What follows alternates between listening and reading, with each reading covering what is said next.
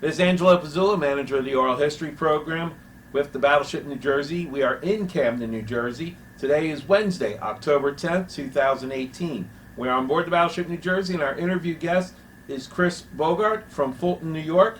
Mr. Bogart served on USS New Jersey as a gunner's mate in Turret 3 during her final years, and also served on the battleship Missouri for Desert Storm. Welcome home, Mr. Bogart. Thank you very much. All right, and what is your current age? 49. And when did you enlist in the Navy? Oh, God. When I was 19. Okay. No, I take that back, 20. All right, and to get in the Navy, what was the process? Actually, for me, it was pretty easy. I had a lackluster high school career. I was smart enough, but I didn't have money for college, and I really had no direction in my life. So the next logical step would have been along the lines of joining the military. Most of my family had joined the Army, so I kind of thought that's where I wanted to go until a friend of mine his father was in the Navy, so he kind of talked me into going to see the Navy recruiter. And I liked the idea of the travel, not being stationed someplace, for however long. I had a couple of uncles that were in the Air Force, and they were places like, Korea, or California. One was in California, but that's where they stayed. They didn't get to travel all over the place, and I liked the idea of travel. So I decided to join the Navy.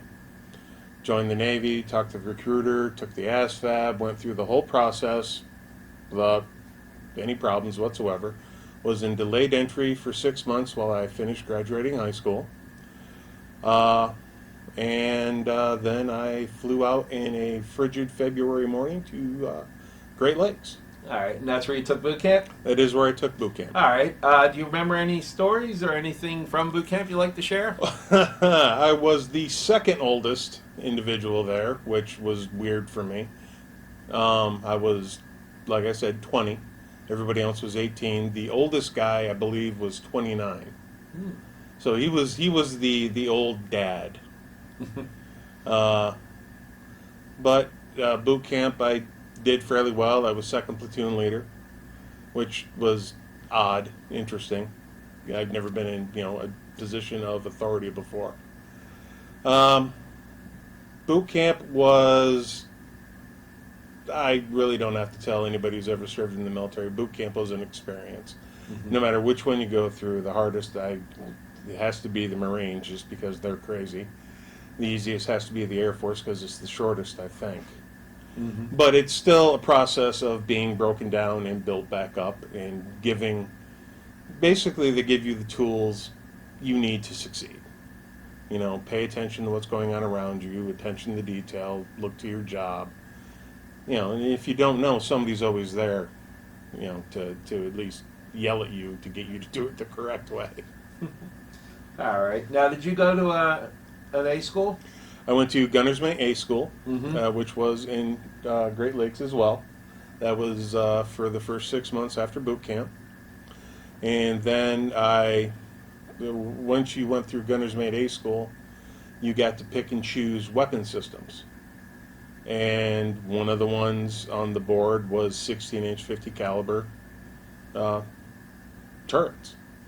And I thought that would be cool because my stepfather, when I was growing up, served in the Navy. He was a submariner, but he was a World War II history buff, and he used to regale me and my brother about World War II naval battles, battleships, stuff like that. And I thought it was a cool idea.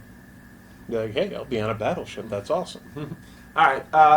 While you're in A school, do you have any stories you'd like to share there? God, A school was actually pretty boring.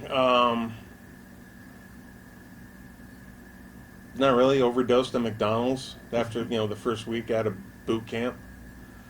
There was one time we went to Stone Beach, I think they called it, and they made some kind of god awful concoction, and ended up riding back, passed out in the back of a truck, back to base. Luckily, they were able to sneak me in.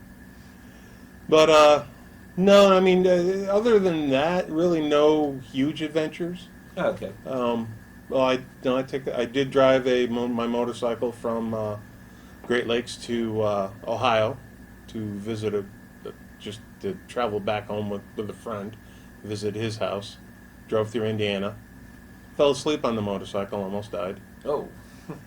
But when you're 20 and you're dumb, that stuff doesn't bother you. All right. Now, when you first found out you were being assigned to USS New Jersey, what was your reaction? I was excited. Mm. Like I said, the ship was famous. I thought everybody knew the battleships, and I was very excited. I am a World War II kind of a history guy. The History Channel to me is like tanks and planes and Nazis and World War II battles, and so I was very excited. It was a famous ship.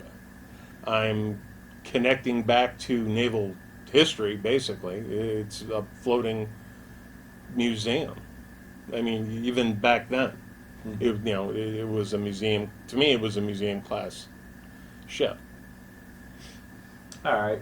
Now, where did you first pick up the New Jersey, and what was your initial reaction when you saw her for the first time? Oh God, I picked her up in the Philippines, and I got my orders for travel. I had to travel in civilian clothes. I flew out of San Diego to Alaska, and now the trip took 23 hours because we had a 10-hour layover in Alaska due to a volcano eruption. So me and literally half a division of Marines were stuck in the Alaskan airport for 10 hours. So we were sleeping pretty much everywhere because it was late at night when we landed. Got to the Philippines. That in itself was scary, exciting. My first time in not counting Canada, not counting Canada and Mexico, my first time out of the country. Something I considered to be exotic. You hear all these stories of the Philippines from the old guys, the old salty dogs, and it was hot and humid, and I was exhausted. I was tired, but I thought she was, for lack of a better term, I thought she was beautiful. Mm-hmm. The battleships have much more elegant lines than today's ships. There's curves. There's more than just angles. And I understand the engineering behind both. I just think the battleships are more attractive. I thought she was awesome. I thought she was, this was going to be a start of a huge adventure. And it was. It turned out to be a great adventure. And you came aboard just toward the end of the Pacific exercise of 1989-90, or PAC-X 89-90 for short? Yeah, I believe they had just come back to the Philippines. I signed on, and we left the Philippines, stopped in Hawaii, and then made straight for Long Beach after that. Mm-hmm. So, I mean, I caught literally the last leg of the journey. Okay. And so just give us a general idea of life on board, everyday life on board, not including general quarters or watch stations. I'll ask you about those specifically, but just everyday life, watches and things like that. What people really don't understand about the military, it's not a 24/7 job. You're not. Excuse me. You're not. You're not working 24/7. You're not on. I mean, you're on call, obviously, but even when you're underway, you have what they call working hours. You get up, you shower, You go have breakfast. You know, it's all kind of dictated for you because the hours of breakfast are between 6 and 7. Then you muster. Then you get your work assignment. Then you work till 11:30, say, and then you go to lunch. And you know, it's regimented, but it's no different really than, say, a factory job, which which kind of came as a surprise, but it turned out to be a welcome surprise because you have a little bit of normalcy in what is basically a abnormal job, because your office isn't down the street. It's on a ship that's 1,000 miles out to sea. So that was nice. I enjoyed the travel. I enjoyed being out to sea. My job. It's hard being the new guy and not knowing anything, because you have people showing you, but you don't have your job yet, so to speak. You kind of help people from other different places till they find a spot for you, find out where you can excel. I help the oil king in turret 3, basically lug hydraulic fluid around, help them top the reservoirs. Shine brass, chip paint, chipped a lot of. There's paint. I don't think I've ever painted anything as much as I painted that turret. Not even the outside, the inside spaces. Shine brass.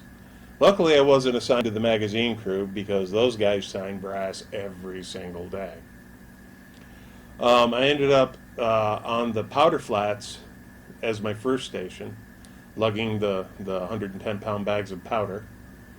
And then after that, they moved me up to right gun layer, which I controlled elevation for right gun in turret 3, which I liked. I kept that job all the way through on both battleships. Met some of my best friends, Martin Vitullo, Tim Glass, Mike Bess. Over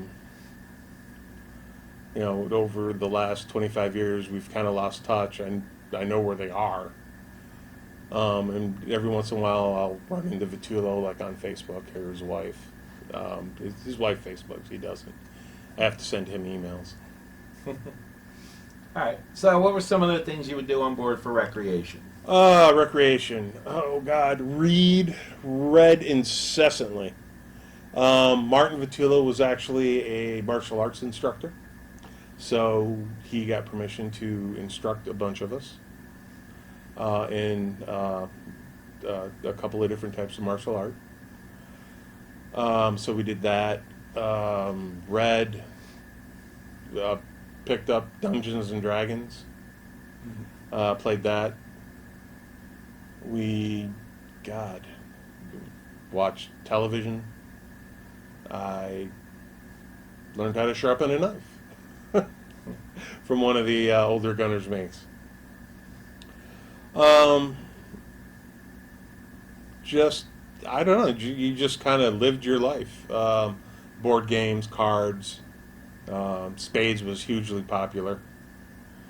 What else?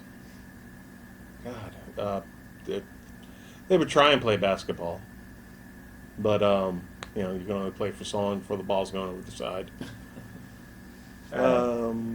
Just I don't know, just anything you could do to take your mind off, whatever. Okay.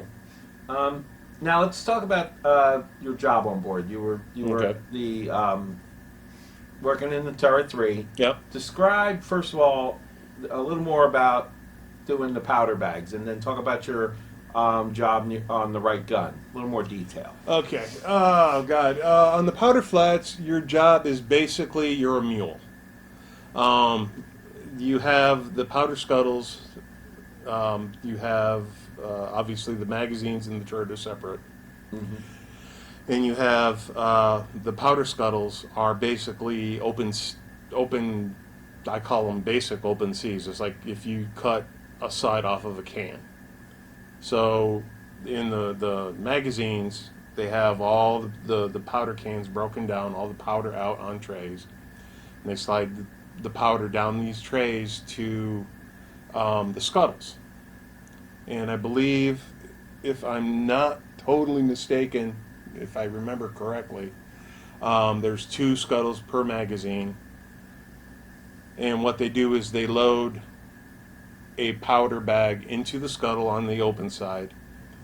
There's a gentleman on the other side of the wall, and you ring an indicator, and he turns the scuttle with a big lever. And basically the entire scuttle would flip so that the open side is now on the other side of the wall. Not in the turret, there's like a passageway, and he takes that, turns, and puts it in another scuttle to go into the turret. And the reasoning behind this is, if something were to happen in the turret or the magazine, the explosion or fire wouldn't penetrate into one or the other. It's still an airtight or a battle-ready situation. So once you get it into the powder flat, you grab it, 110 pounds, and you take it over to the elevator tray. And you load the elevator. A good crew can do this every 30 seconds. That's a really good crew that's in sync, and they're working as a well-oiled team. Meanwhile, you have the guys on the shell deck moving the shells around, loading up the shell hoist, and they're doing their jobs. It's all very complicated, but at the same time, all you're doing is moving stuff. But when you put it all together, it's this. Basically, it's a dance. And like, you have to know the signals for the hoist operator to open and close the doors. And if you don't shine the brass, nothing slides, and it's a nightmare to try and push those because they're so heavy. So after about your 4th or 5th trip, you're exhausted. And there's usually, the powder flats had the most people in it, just because the job is so labor intensive. I was happy to get out. The right gun layer, that was interesting, because, well, I'm a large individual. I was 6'7" when I got to the ship. So getting to it was an adventure, because I had to go through the center gun room, climb down into the gun well, go through that hatch onto the shell decks, walk across the shell deck, and up through another scuttle into my station, which was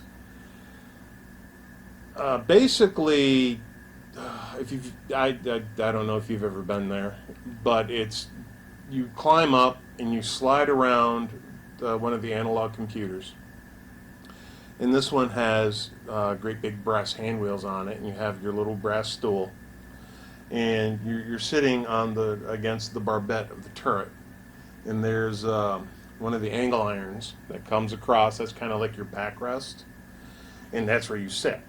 So I had basically this much space.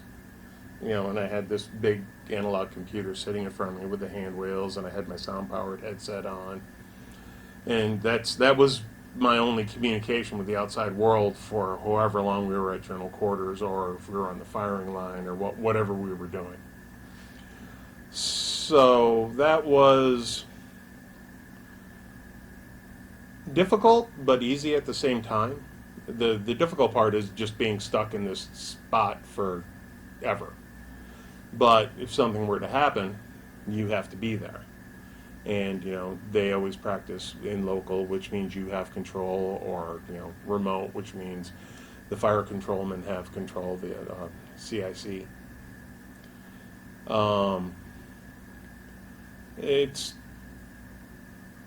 It was very, I don't know, I can't really describe how it made me feel. I liked it. It was important. I felt more part of the team, basically. When that, you had all the gun layers. You had your turret control, which actually was a friend of mine named Jason Preble. No, wait. No, I take that back.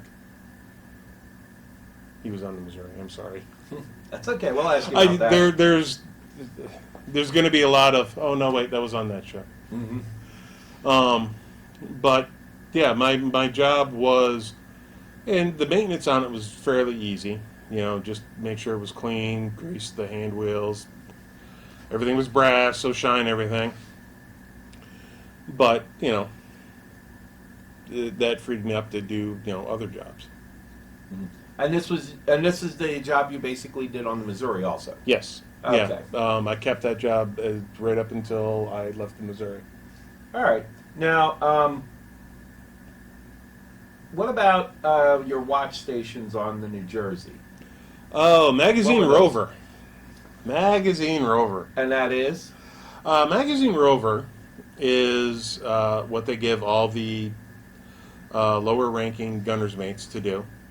And the job basically consists of carrying basically it's a watch clock. And you have to visit all the stations in the ship's magazines. You get a set of big brass keys, and you visit all the magazines, and you check temperatures, and you check to see if the chill water is working, if the filters need to be changed, what the temps are, and then you have to find the key station and clock in. That proves you were there. And you had to alert anybody if the temperature got over 100 degrees. And, you know, obviously because of the black powder, anything over 100 degrees would make it start to degrade, which, you know, what is basically what happened on the USS Iowa. Yes, Iowa. Yes. Yes. So, yeah, that was the first watch I learned. And basically that's what the gunner's mates did.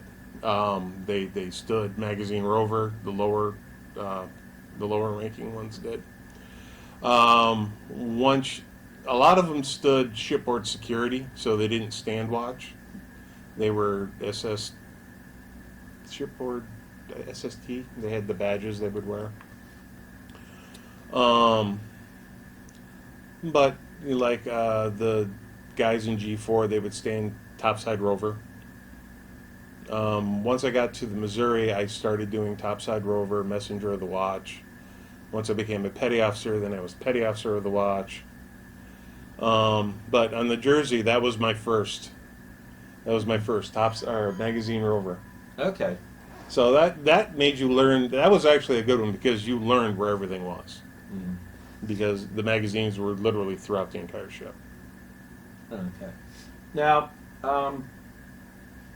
after you do, before I'm going to ask you some questions about ports of call, but Right. I want to include those for both the New Jersey and the Missouri. Okay. But when did you leave the New Jersey? When did you find out you were being transferred to Missouri? There were talks of decommissioning when we got back from, I want to say, the Portland Rose Festival. We got back, and the Missouri was leaving for their Westpac in, I want to say, early '91, and because everything that had happened in Kuwait, nobody really knew what was happening. But literally, it came as kind of a surprise because a bunch of gunner's mates were given orders to transfer to the Missouri, like immediately. Mm-hmm. So, I mean, that was a big surprise. And there had always been like a competition between the battleships. Mm-hmm. You know, it's like, you know, any set of guys. You know, well, my ship's better than your ship, my car's better than your car, blah, blah, you know, kind of along those things. So we were all like, oh man, really? We're going to the Missouri? That's going to be horrible. It's going to be terrible. But it turned out to be really. I mean, obviously, it turned out to be nothing. But yeah, we were all very like, "Whoa, what's happening?" Because we knew. I mean, there was no real scuttlebutt about really what was going to happen. There were rumors swirling about everything. You know, just how like there's always rumors about something. So it was really kind of a shock when they were like, "Hey, all you guys are going to the Missouri, like right now." And some people were like, "Well, I guess that means we're going to miss decommissioning." I'm like, "Wait, what do you mean decommissioning? They're decommissioning the Jersey?" And they're like, "Yeah, she's probably going to be decommissioned." And yeah, sure enough, she got decommissioned, which obviously upset a bunch of us because, it's your ship. It was my first ship. I still love her. I mean, I love all my ships that I was on, but for different reasons. Um, so yeah, we were all just kind of disgruntled and grumpy, I guess, when we showed up to the Missouri. But that got worked out quick. We made friends, and obviously, a lot of the guys that I served with on the Jersey went with us. Again, Martin Vitullo, Mm-hmm. Tim Glass, Mike Best, and we still kept doing the same things we were doing before. Only we had even more people to do it with, and that's when I got yelled at because I missed my E3 qualifications. I was lazy and didn't fill out the paperwork, so I got yelled at. So I made E3 on the Missouri. No, I made E3 on the Jersey, but I was 6 months behind everybody else. So that irritated my LPO. So he gave me a talking to. Yeah, actually I was really sad to see the Jersey go, and I was because to me, at decommissioning, you send her out and you turn her into razor blades, because that's all I'd ever heard. I'm like, well, no, you can't be doing that. Come on. All right, let's jump back to the New Jersey. Right. Did you ever get to meet Captain Tucker, your CO? Uh, And if not, and also follow up, even whether you did or didn't, mhm. what was his command like? Captain Tucker, from what I remember, the only time I've ever actually met him was during inspections.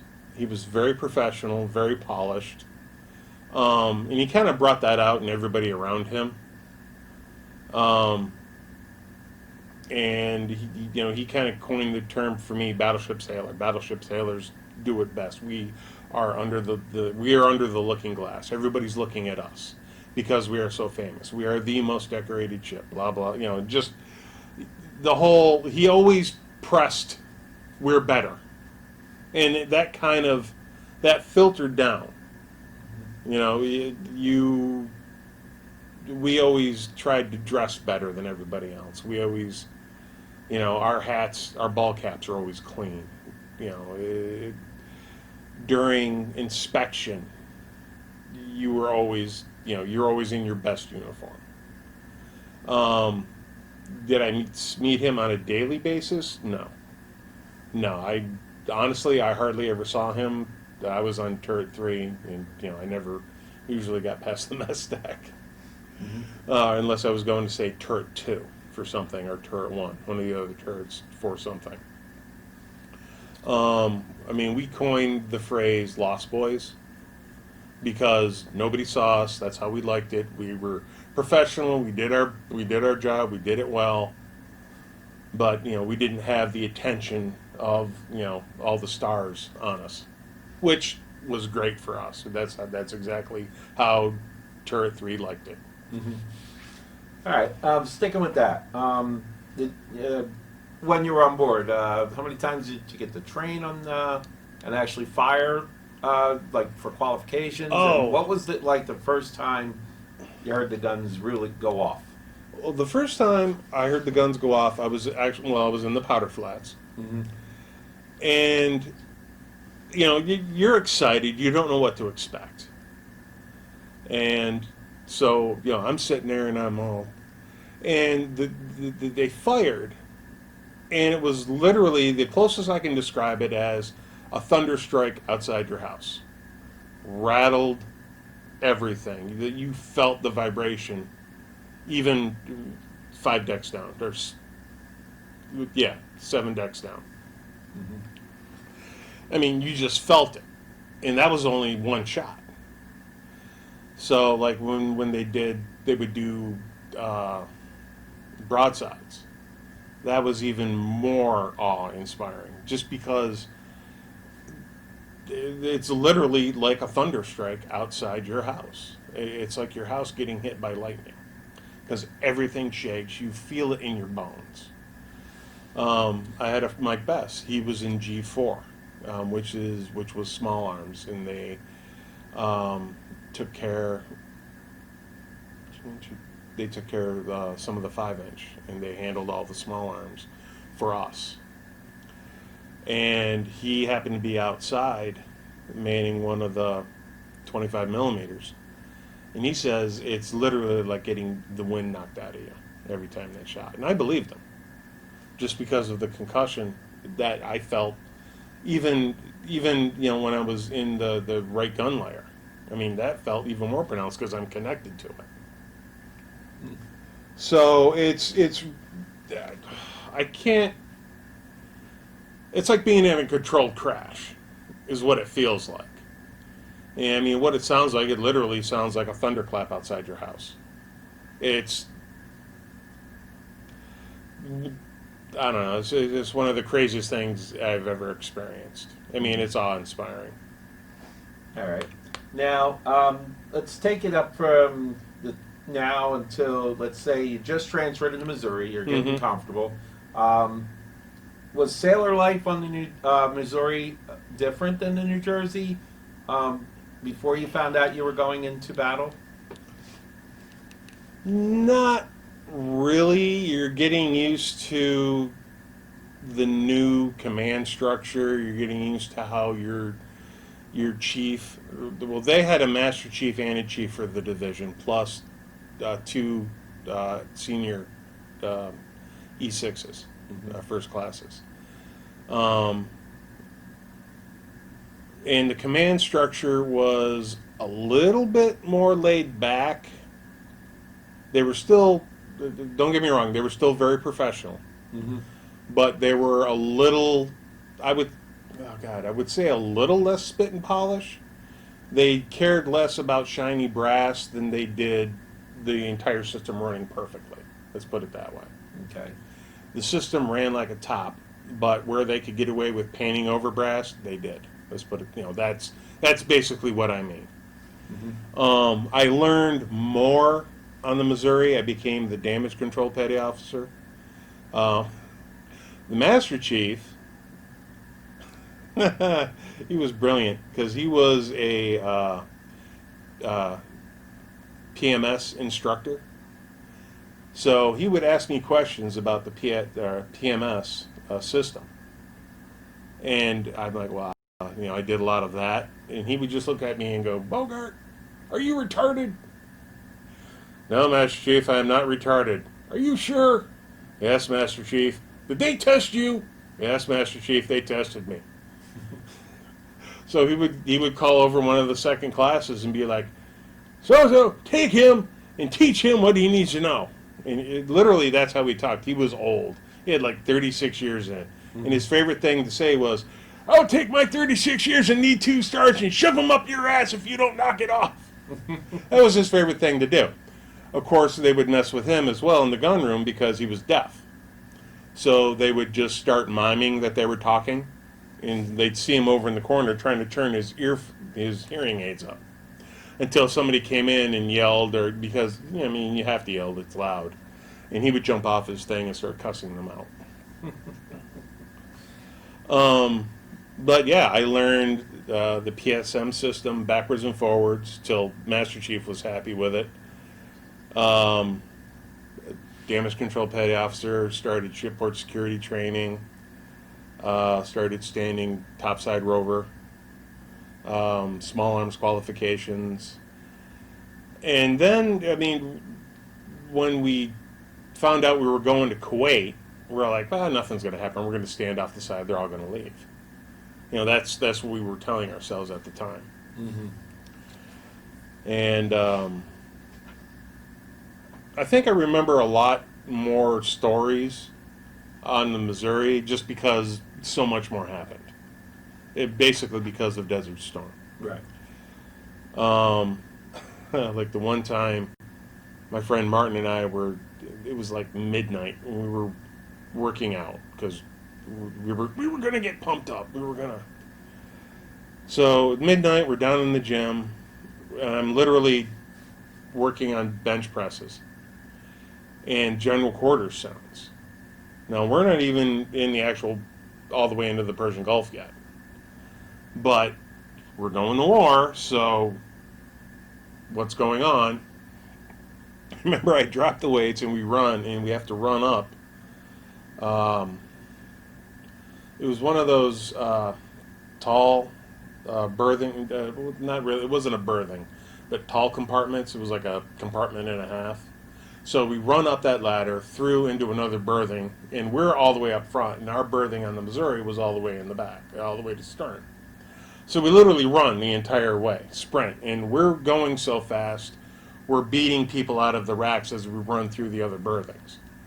So we get to our berthing, we grab our coveralls because you have to have long sleeves, long pants. You know, you can't have short sleeves. You have to have long sleeves. You have to have flame retardant uniform, and your balaclava and the flash gloves.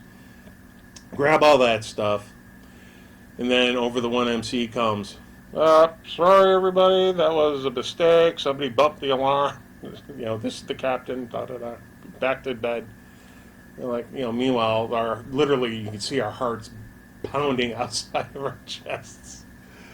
So yeah, we decided not to work out at night anymore after that. But yeah, things took, I wouldn't say a dark turn, but things got more somber once, you know, hey, we're going to go to war. Mm-hmm. Because, I mean, nobody knows what's going to happen. Right. That was my next question. When you got the orders that you would be coming into Desert Storm, how did it change? What was that like for the time you were there? Did you get to see any of the missiles? Did the Missouri use her Tomahawks? Yep. Missouri actually, if I remember, I could be totally wrong. You'd have to check with naval records or a historian. But I believe the Missouri fired the first Tomahawk. It was the Wisconsin. Was it? Yes. Oh, okay. Wisconsin was already there for Desert Shield. Right. We confirmed that because one of our tour guides was actually a quartermaster on the Oh, Wisconsin. well, that's fine then. Mm-hmm. I knew it was That's a battleship, but Yes. obviously it's going to be mine. Mm-hmm. But yes, we fired. We actually had a fire on the missile deck. Really? Yes. Well, the Tomahawks, they have the rocket engine at first, kicks them out of the box launcher, then the jet engine takes over. Well, the rocket engine went off, but the arms that were holding it in never released. Ooh. So it just sat in the box launcher and burned. And there's actual video of it, and you could see, like, because we're all on the main deck, and we're up just past turret one, like the entire ship's crew.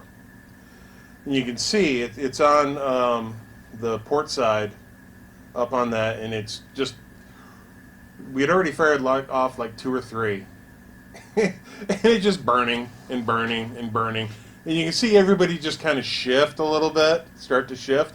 Then they hit the fire alarm, and all the damage control teams just took off.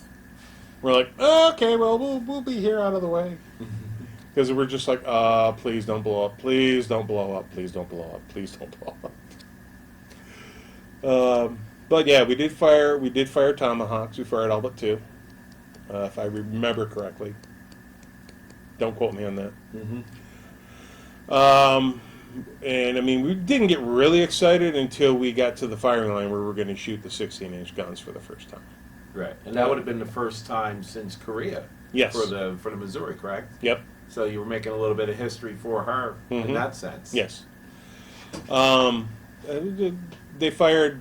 We fired Well, we called it the firing line. This is what we called it. We called it the firing line. We would go up by Kuwait, I think by Kuwait City. I wasn't, privy to where we were because, the only people that knew that were the quartermasters and guys in the khakis.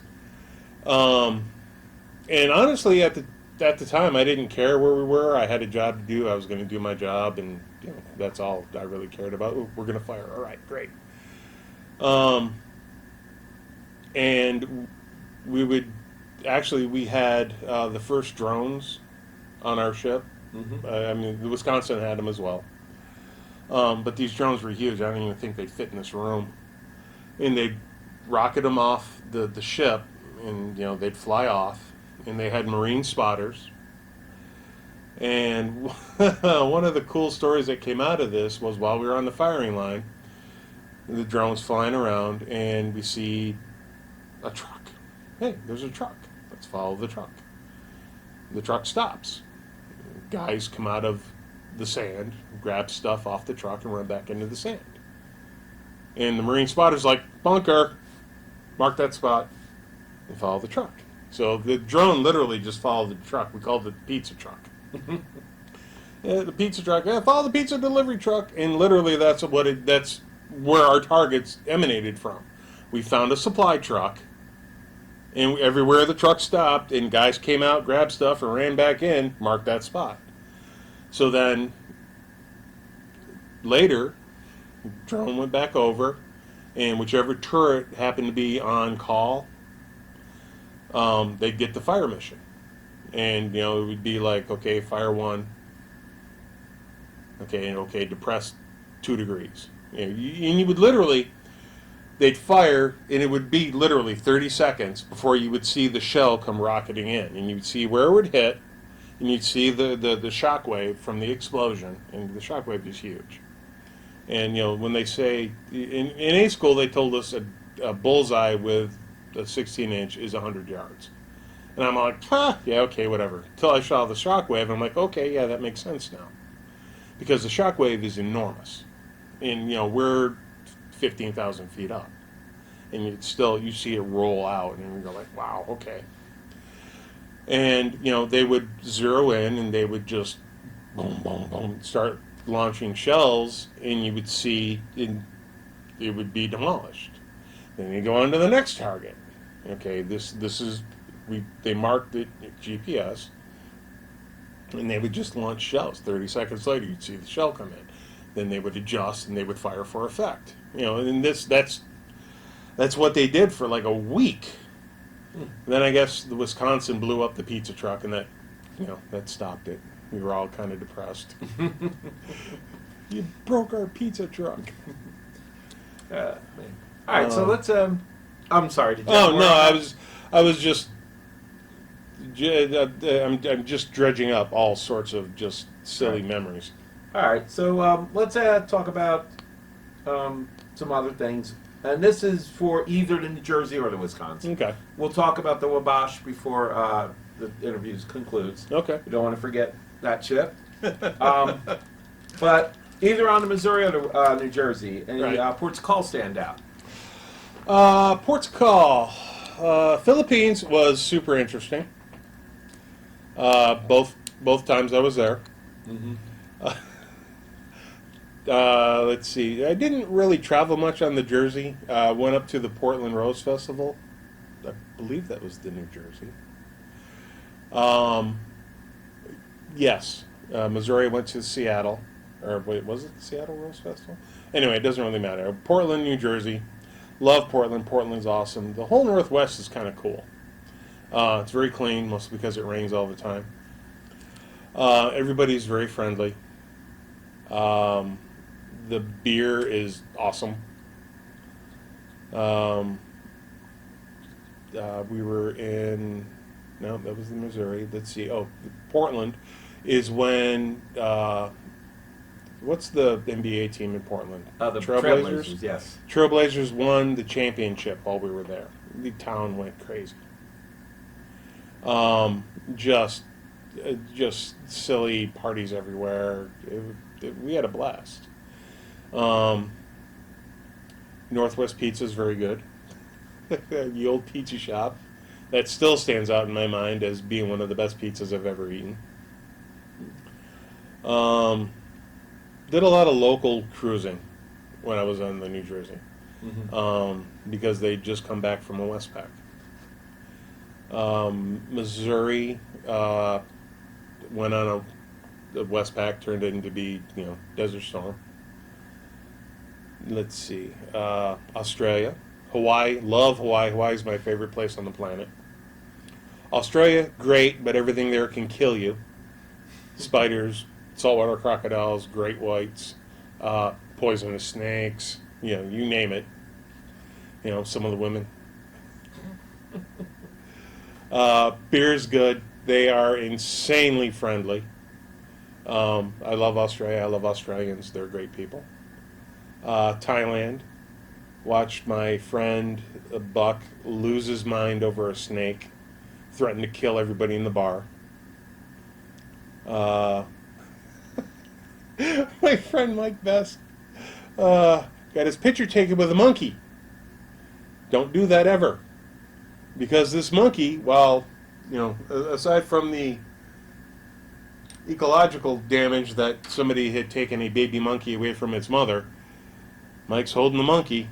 The monkey's got his arms around Mike's neck. They're taking a picture, and Mike's like, "Oh, I got a monkey." Monkey looks at Mike's thumb and goes, "Hey, that looks tasty." It bites his thumb. Literally just it won't let go. Probably the funniest 5 minutes I have ever experienced in my life. Wasn't biting it hard. There was no blood gushing or anything. He was just chewing on his thumb. Mike was losing his mind.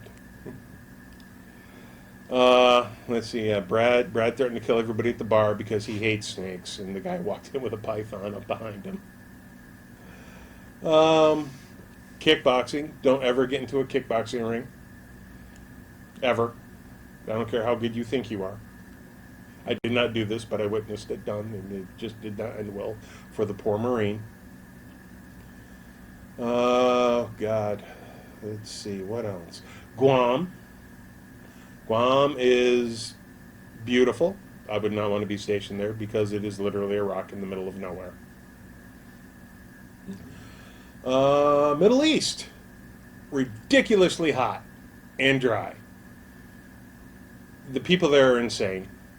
Had a cab driver take us up on two wheels around one of their traffic circles. I mean, insane in both good and bad ways. Police there carry machine guns and will use them. Let's see. What else? Where else did I go? Hawaii 5 times. Love Hawaii. Hawaii, again, favorite place on the planet.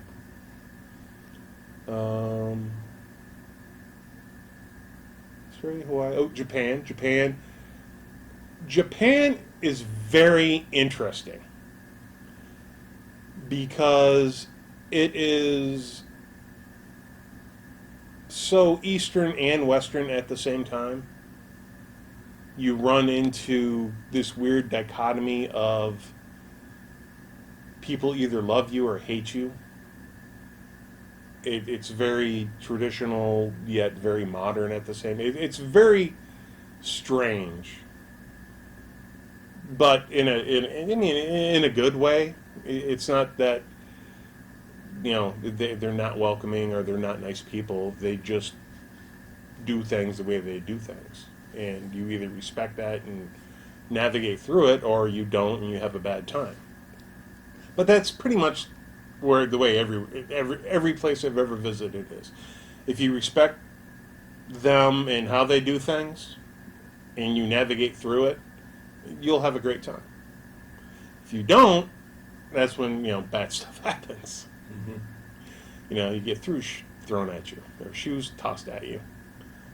And we're always told go out with somebody who's been there before, somebody more experienced, somebody to keep you out of trouble. Only problem is, like our chief, we had to keep him out of trouble. No, chief, no, we're leaving. What? No, we're leaving.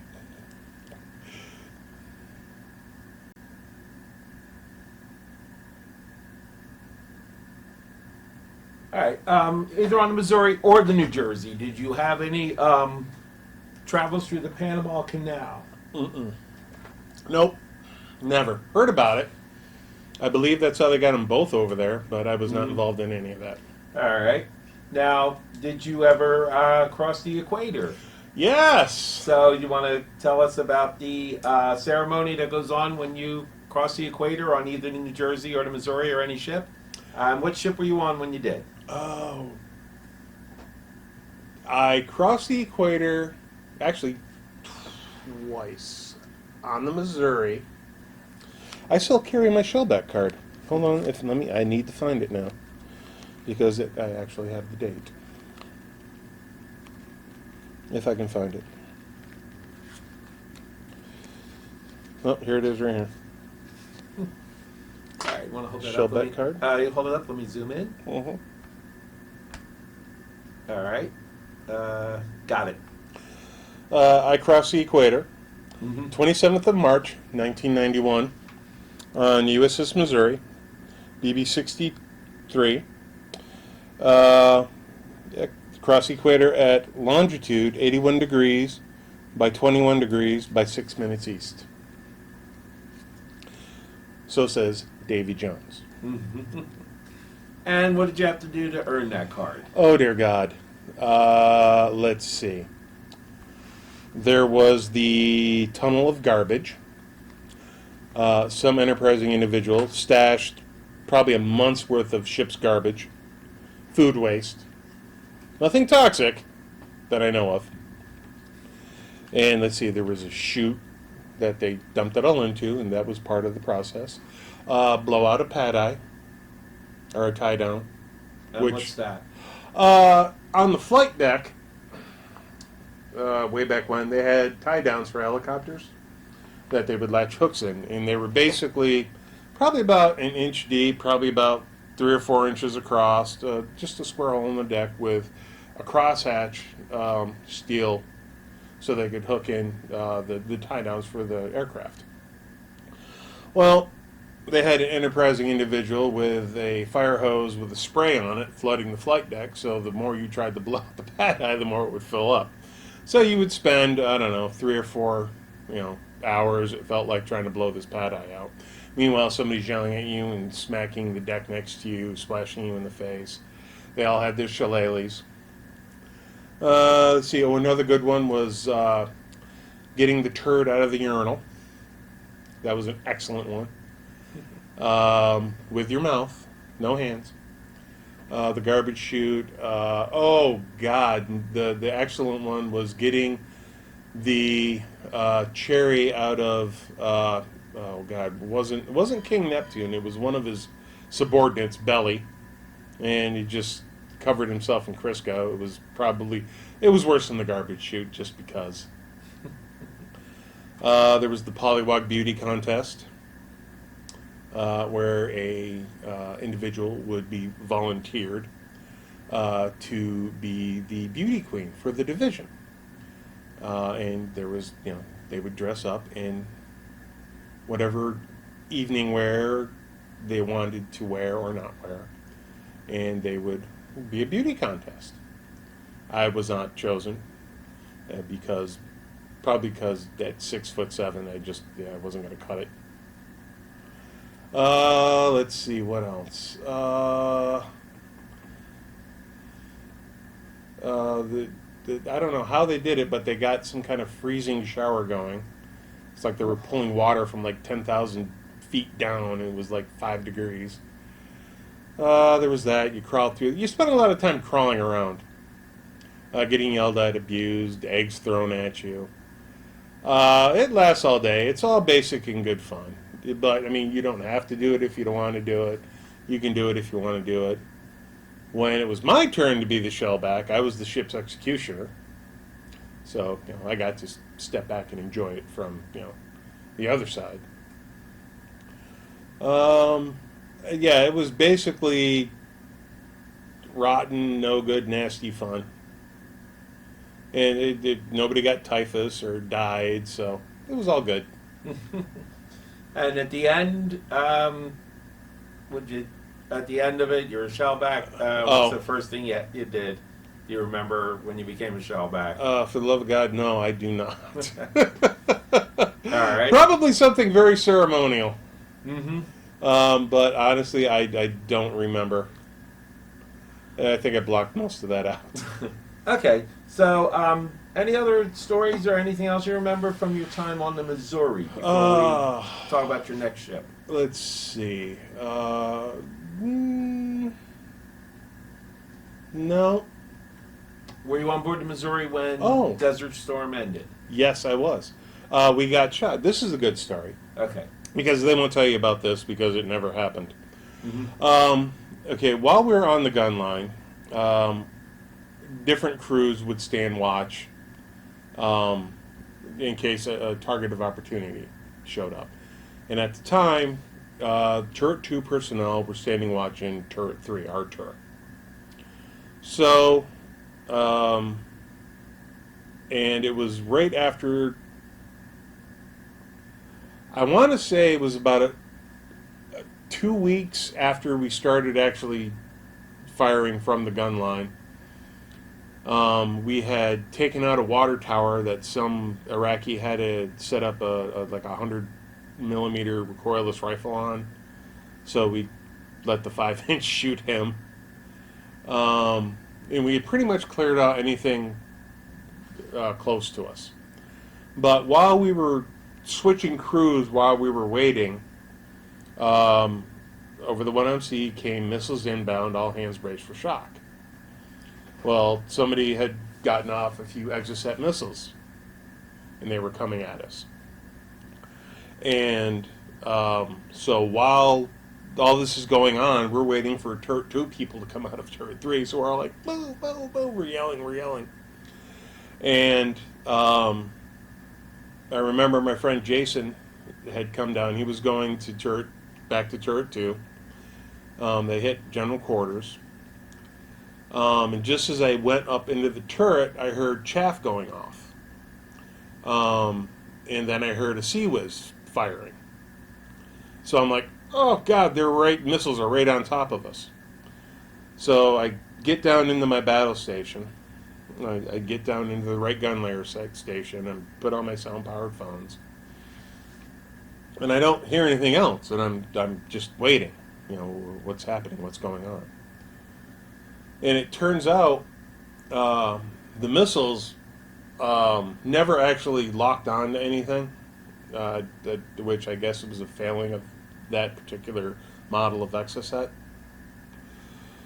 But they flew over us, and they were still trying to acquire a target, and they actually got shot down by a British ship with their Sea Sparrows. So, yeah, the threat was real. So it wasn't until later that when we came out, we had found out that one of our ships, one of our frigates, popped chaff landward side. It popped a chaff cloud to confuse the missiles. Well, one of the other ships off to our port, their Sea Whiz, their Phalanx, locked onto the chaff cloud for whatever reason and stitched us, shot through us at either the missiles or the chaff cloud. So, and it's funny because they're depleted uranium. You hear all about it.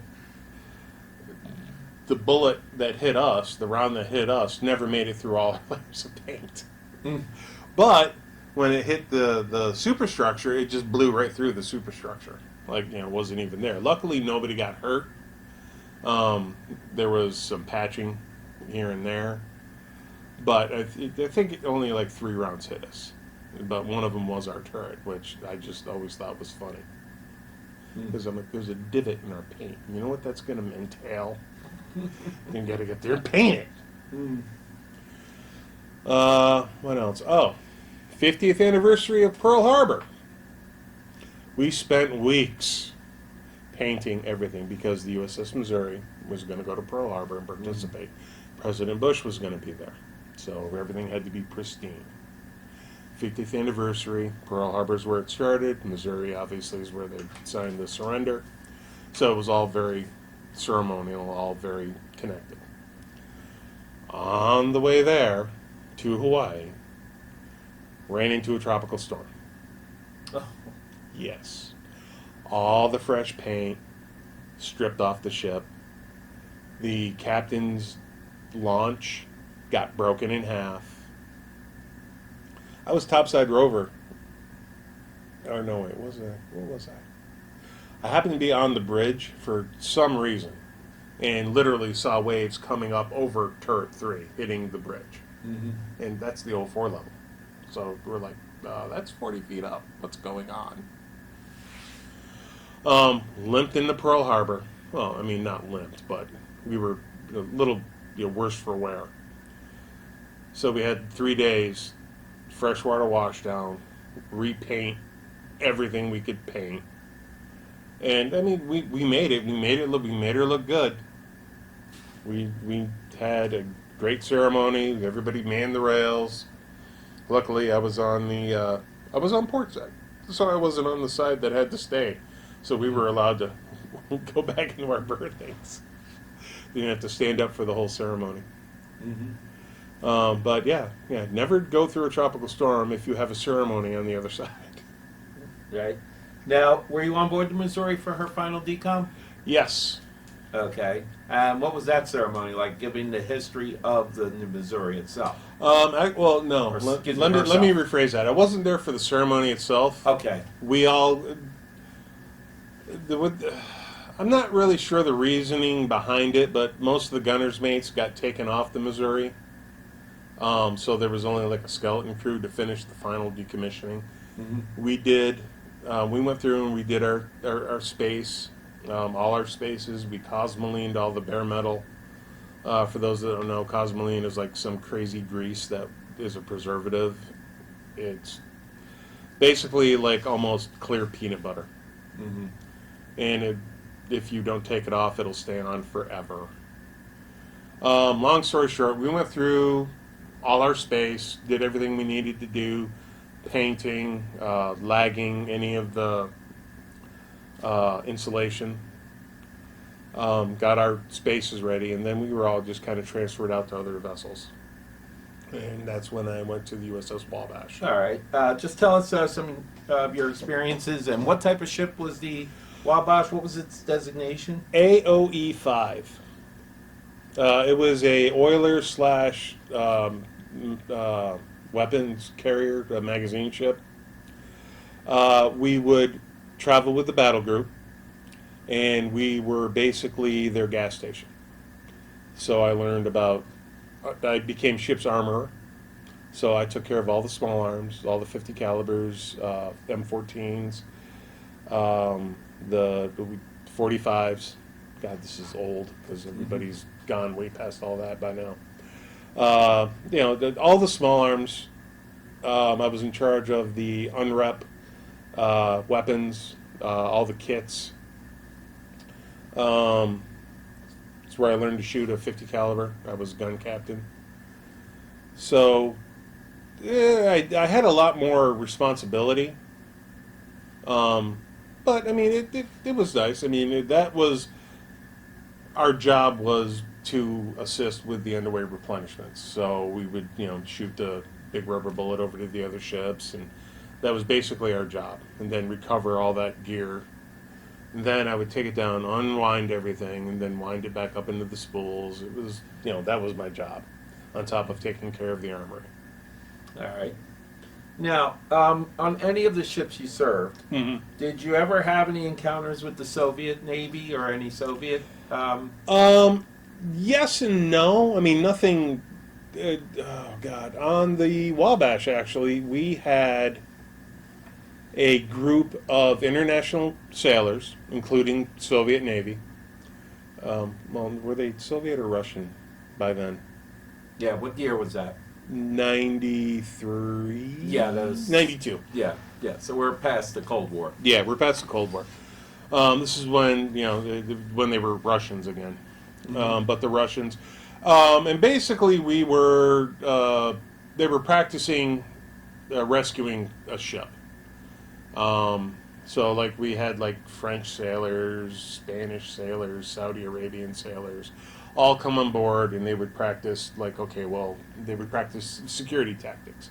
We had Russians on board as well. They had the crazy twin rotor helicopter, twin counter rotating. They just the weirdest thing I've ever seen in the air. But it works, so you know, hey, who am I to judge? I'm not an engineer. All right. Now, Mostly we dealt with Canadians and British. all right. And what year did you get out of the Navy? January of '93. So from the Wabash, you were discharged. Mm-hmm. All right. And what was that process, and what did you do after that? Oh God. Hold on. I'm sorry. I'm going to pause. It's June. I separated from the Wabash. We were actually on our way back from Westpac. We were in Hawaii.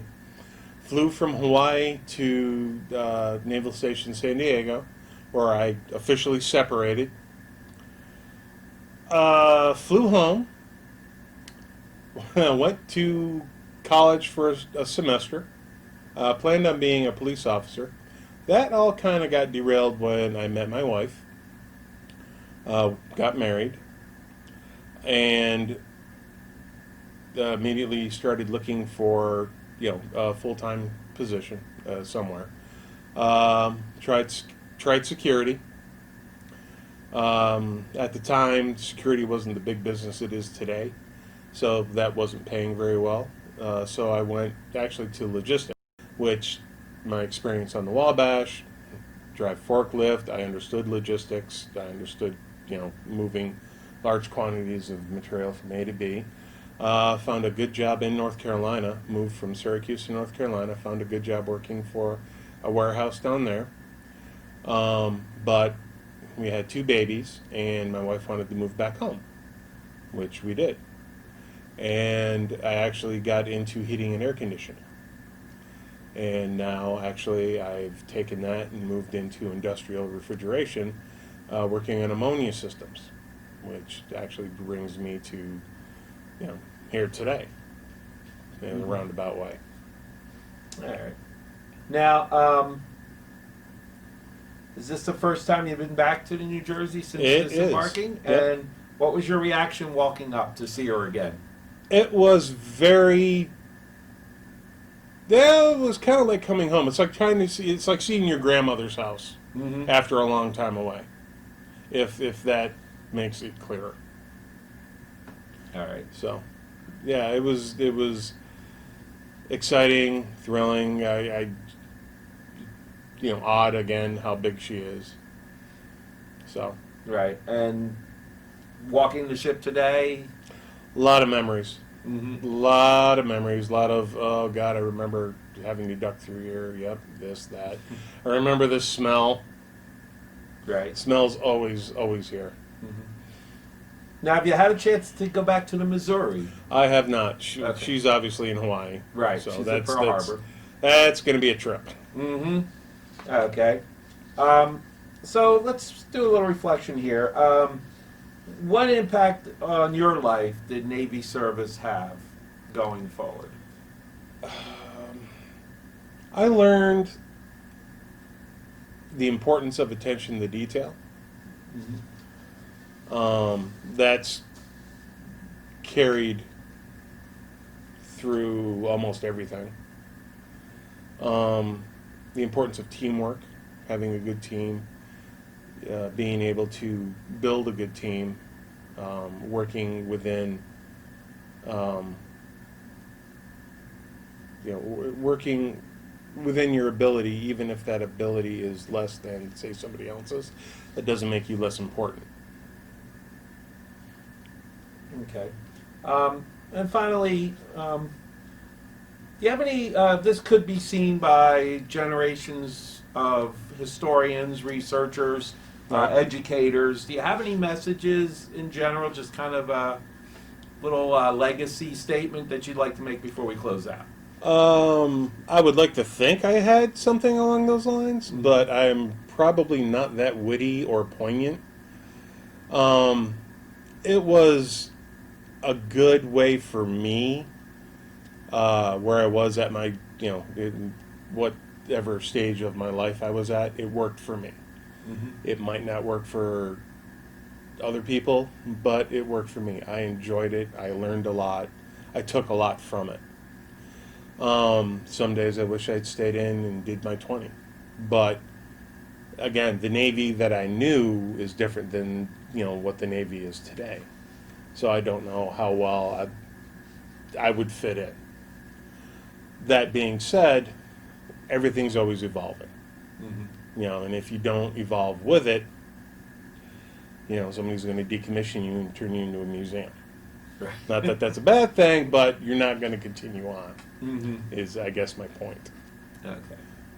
All right. Anything else? No, that's pretty much it. All right. Well, thank you for your service and taking time to join us. This concludes our interview. Again, this is Angelo Pizzullo, manager of the Oral History Program on board the Battleship New Jersey in Camden, New Jersey. Today is Wednesday, October 10th, 2018. Our interview guest was Chris Bogart from Fulton, New York. This recording and any transcripts, abstracts, or indexes made from the recordings will be stored in the Oral History Department of the Battleship New Jersey, the Library of Congress's Veterans History Project, and the New Jersey State Library Systems. All recordings will be made available to writers, researchers, teachers, and historians. And this is Angelo Pizzullo signing off.